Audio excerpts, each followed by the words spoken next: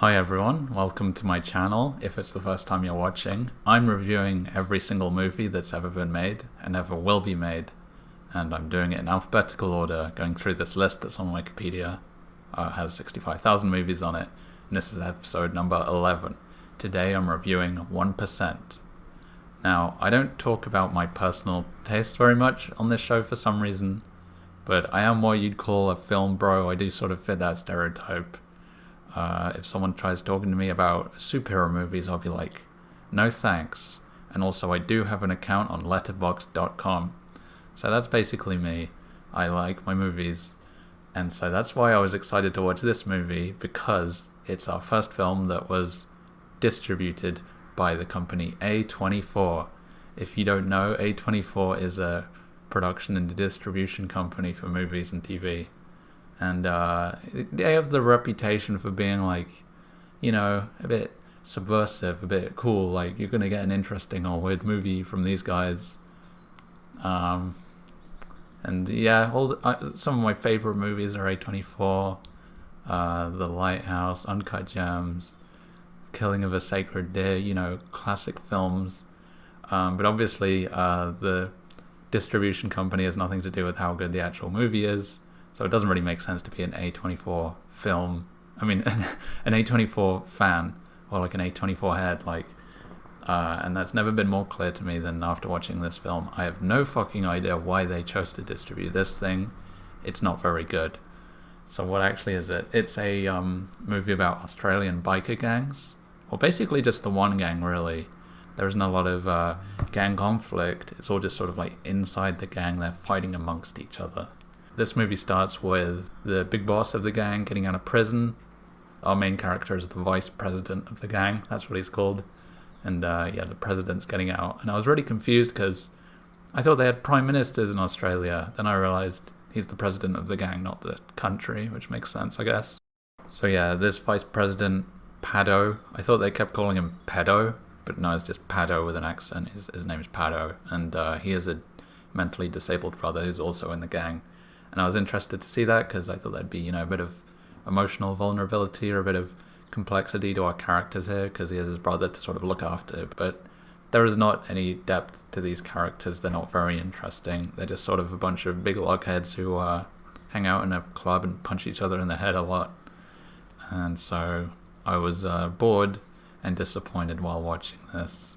The main guy, the big boss, the president of the gang, he's called Nuck.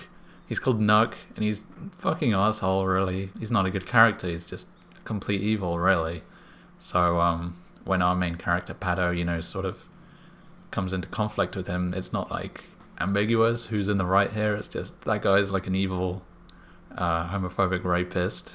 So, obviously we're on the side of Paddo, even though Paddo is a boring character, and he doesn't have much going on apart from he loves his brother and his girlfriend/wife. Who's very manipulative and controlling, and who keeps telling him what to do. And Nuck's no good. You should kill Nuck. No spoilers, but there might be some plot twist or something at the end. I won't give it away. So this movie is fucking boring for the most part. It does move incredibly slowly, and you keep wishing it was over, and then you weren't watching it. But there is some fun twists at the end. The plot gets a bit spicy, and there's some unexpected turns of events, which I won't spoil in this video. But basically what happens is Paddo and his brother get kicked out of the gang, and Paddo's brother is mad about that, so he goes to kill the leader of the gang, Nuck. So he goes to Nuck's house, but Nuck isn't there, so he just shoots Nuck's wife. And then Nuck is obviously not happy about that, so he goes to Paddo's house to kill Paddo and Paddo's brother, who's called Skink. And he brings a bunch of gang members with him, so they're like, we're going to kill these guys. So the Paddo is barricaded in his house with a couple of his pals. A bunch of people get killed. Nuck comes in, shoots Paddo in the stomach, and then Paddo's lying on the ground. And then Skink comes over to him and he's like, Paddo, I'm sorry I did all this. I'm just a bit simple. I can't help it. I'm so sorry. And yeah, crazy twist right at the end. I won't spoil it. But basically what happens is Paddo then shoots Skink in the head, his own brother, who we were told that he loved very much and he kept doing stuff for. So, I don't know, pretty crazy, didn't see that coming. I guess he didn't love him anymore, or he didn't love him at all. who can say it's a very ambiguous and not very interesting storyline. And that's basically what happens at the end. Oh, there's an extra bit at the end afterwards, some more plot twists, which are very exciting. And I won't ruin the experience. Basically, Nook is in prison for life, and then Nook's wife shows up who got shot, but she's okay, and she's like, haha, Nook, I never loved you, and now I run your gang. I'm pulling the strings, and I'm gonna go do things my way. I'm leaving you. Then she goes to the club, and then she gets shot in the head by Pado's wife, and then Pado's wife is like, ha, now it's me in control. The end. And the movie ends, and I'm like, wow, thank you A24, you've done it again. So yeah, this movie is just a bit unpleasant, a bit nasty, and a bit boring. And these bikers, they're no good.